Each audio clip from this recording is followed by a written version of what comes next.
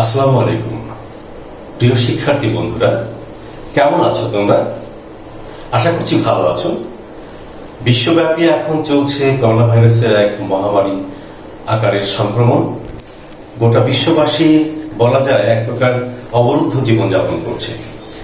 এই অবস্থায় তোমরা যারা আছো, আমাদের দেশের শিক্ষার্থীরা, তারাও কিন্তু এখন ঘরে সময় কাটাচ্ছ একঘেয়েমিতে।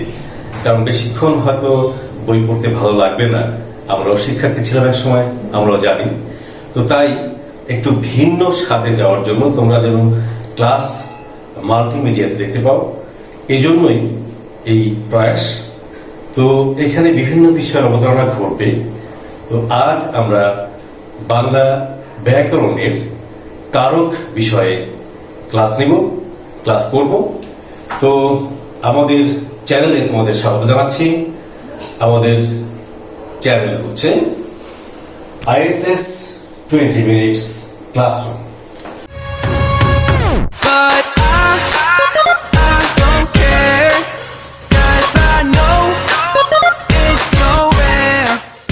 আমাদের আজকের পাঠ কারক। আমরা জানি ব্যাকরণের যেগুলো বিষয় আছে তার মধ্যে সন্ধি, কারক, সমাস, প্রত্যয় এগুলো একটু কঠিন বিষয়। যদি এই বিষয়গুলো জানা হয়ে যায় তাহলে ব্যাকরণের অর্ধেকের বেশি জানা হয়ে যায়। তো এই জন্য আমরা কারক থেকে শুরু করছি, ঠিক আছে? তো কারক, কারক শব্দের অর্থ কি এটা আমরা পড়ে যাচ্ছি। তবে কারক এই চ্যাপ্টার থেকে আমরা কি কি শিখব? একটা সময় ছিল যখন আমরা ক্লাস করতাম শিক্ষার্থী হিসেবে শিক্ষকের কাছে, তখন কিন্তু পাঠ শেষে আমরা কি জানবো, কি শিখবো, এই বিষয়গুলো কিন্তু আগেই আমরা জানতাম না। কিন্তু বর্তমান সময়ে ধারণা পাল্টে গেছে। অর্থাৎ লার্নিং আউটকামস, একটা পাঠ থেকে, লেসন থেকে আমরা কি শিখবো সেটা কিন্তু আমরা, আমাদের অর্জনটা কি হবে, আমরা কিন্তু আগেই সেই বিষয়টা আশা করি, যে আমাদের প্রত্যাশা এই যে আমরা এই পাঠ শেষে এটা অর্জন করব। তো আমরা কি কি অর্জন করব? আমরা অর্জন করব এই পাঠ শেষে যে কারক কি তা শিক্ষার্থীরা বলতে পারবে, কারকের শ্রেণীবিন্যাস করতে পারবে, কারকের ব্যবহার শিখতে পারবে। তো আমরা এই যে অর্জনটা হবে সেই অর্জন বিষয়টি মাথায় রেখে আমরা আমাদের ক্লাস শুরু করছি। কারক শব্দটির অর্থ যা ক্রিয়া সম্পাদন করে, তাই তো? আর যদি আমরা কারকের সংজ্ঞাটা দেখতে যাই, কারকের সঙ্গে কারক কাকে বলে? তোমাদের হয়তো বইও খুঁজলে পাবে যে বাক্যস্থিত ক্রিয়াপদের সাথে নামপদের যে সম্পর্ক তাকে কারক বলে, তাই তো? তাহলে এখানে এই যে শব্দগুলো একটু জটিল বা কঠিন মনে হচ্ছে আমাদের কাছে। যে বাক্যস্থিত, এই শব্দের অর্থ হচ্ছে বাক্যে অবস্থিত, বাক্যে আছে এমন। তাহলে আমরা কিন্তু সহজভাবে বলতে পারি, সহজ ভাষায়, যে বাক্যের মধ্যে অবস্থিত বা বাক্যের অন্তর্গত ক্রিয়াপদের সাথে নামপদের যে সম্পর্ক তাকে কারক বলে। নামপদ কোনগুলো? একটা বাক্যের মধ্যে ক্রিয়াপদ ছাড়া অন্যান্য সব পদই হচ্ছে নামপদ।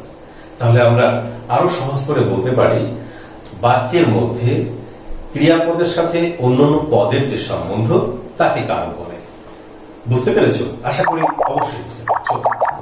তো আমরা চলে যাব যে কারক কত প্রকার। কারকের প্রকার, কারক 6 প্রকার: কর্তৃকারক, কর্মকারক, করণকারক, সম্প্রদান কারক, অপাদান কারক এবং অধিকরণ কারক। আমার মনে হয় তোমরা এটা অনেকে আগে থেকেই জানো।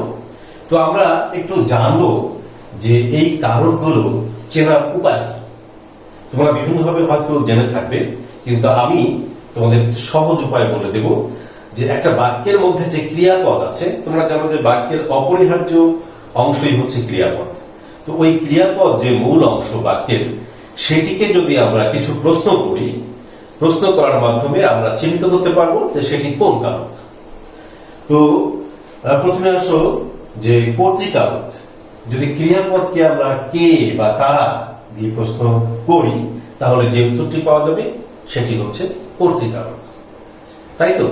এবং দেখো এখানে কে এবং কারা এটা ভিন্ন রং দিয়ে দেখানো হয়েছে, মানে কোন শব্দ বা কোন শব্দাংশ দিয়ে প্রশ্ন করতে হবে সেটি উল্লেখ করা হয়েছে। তো অবশ্য বুঝতে পেরেছো। যেমন আমি যদি এখানে বলি যে রাখাল গরুর পাল নিয়ে যায় মাঠে। কে নিয়ে যায়? রাখাল নিয়ে যায়। তাহলে কে দিয়ে প্রশ্ন করে আমরা উত্তর পেয়ে যাচ্ছি। কিংবা যদি বলা হয় বুলবুলিতে ধান খেয়েছে, খাজনা দিব কিসে? আমি লিখছি না, পরে আমি বোর্ডে দেখিয়ে দেব। তাহলে বুলবুলিতে ধান খেয়েছে, কারা ধান খেয়েছে? বুলবুলিতে, মানে বুলবুলি পাখি। তাহলে এখানে কে বা কারা দিয়ে প্রশ্ন করে আমরা কর্তৃকারক সহজে পেয়ে যাচ্ছি। এরপর চলে আসি কর্মকারকে। কর্মকারকের বেলায় ক্রিয়াপদকে আমরা প্রশ্ন করব কি বা কাকে দিয়ে। আমরা জানি যে কর্মকারক দুই প্রকার, গৌণ কর্ম, মুখ্য কর্ম। যদি গৌণ কর্ম হয় সেটা ব্যক্তিবাচক, মুখ্য কর্ম বস্তুবাচক। তাহলে কি দিয়ে প্রশ্ন করলে যে উত্তরটি পাবো সেটা মুখ্য কর্ম, আর কাকে দিয়ে প্রশ্ন করলে যে উত্তরটি পাবো সেটা হচ্ছে গৌণ কর্ম।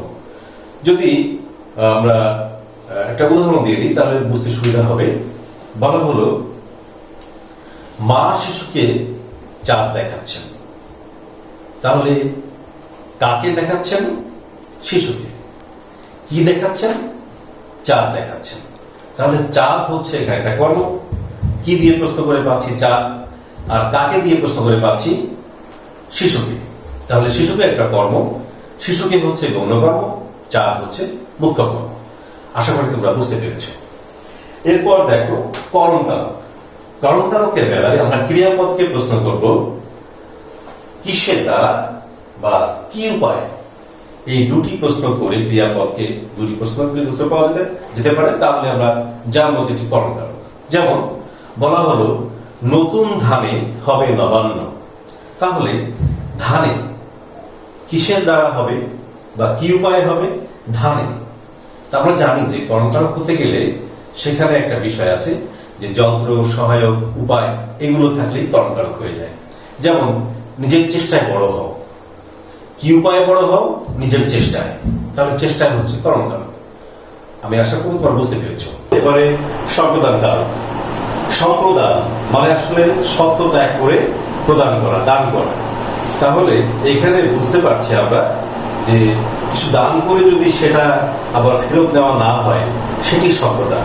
কিন্তু এই ক্ষেত্রে আমাদের মাথায় রাখতে হবে যে আমরা যা দান করব সেটা কিন্তু সম্প্রদান নয়, যাকে দান করব সেটাই সম্প্রদান। অর্থাৎ দরিদ্রকে ধন দাও বা দরিদ্রকে টাকা দাও, তাহলে টাকা কিন্তু কর্ম। কাকে দাও? দরিদ্রকে দাও। দরিদ্র হচ্ছে এখানে সম্প্রদান। এখানে যেমন আমরা এই জন্য বলেছি সম্প্রদানকারকে ক্রিয়াপদকে কি করতে হবে? কাকে দিয়ে প্রশ্ন করে উত্তর পাওয়া গেলে আমরা সম্প্রদানকারক পেয়ে যাব। তাহলে কাকে দাও? দরিদ্রকে দাও। আশা করি তোমরা বুঝতে পেরেছ। এরপর অপাদানকারক।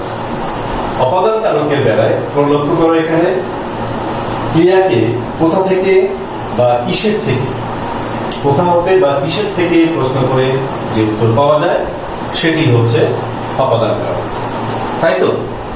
তাহলে বিষয়টা এরকম দাঁড়াচ্ছে যে যদি প্রশ্ন করা হয় যে ট্রেন স্টেশন ছাড়লো, কোথা হতে ছাড়লো? স্টেশন থেকে, কিন্তু আছে স্টেশন। তাহলে বিষয়টা বোঝা গেল যে বিচ্যুত অর্থে এখানে কি হচ্ছে? অপাদানকারক হচ্ছে। আমরা যখন কারকের পরবর্তী ক্লাসে যাব তখন এই কারক নির্ণয় করা সম্পর্কে আমরা আরো বিস্তারিত আলোচনা করব। তো এরপর যাচ্ছি অধিকরণ কারক। ক্রিয়াকে কোথায়, কখন বা কিসে দিয়ে প্রশ্ন করে যে উত্তর পাওয়া যায়। কিসে বলতে আসলে বিষয় নির্ধারণ করা হচ্ছে। তো বলা হচ্ছে যে বাবা বাড়িতে নেই। কোথায় নেই? বাড়িতে নেই। তাহলে স্থান বোঝাচ্ছে। কোথায় দিয়ে প্রশ্ন করে উত্তর পাচ্ছি। কখন বলা হলো যে শুক্রবার স্কুল বন্ধ থাকে। কখন বন্ধ থাকে? শুক্রবার বন্ধ থাকে। তাহলে সময় নির্দেশ করা হচ্ছে কখন।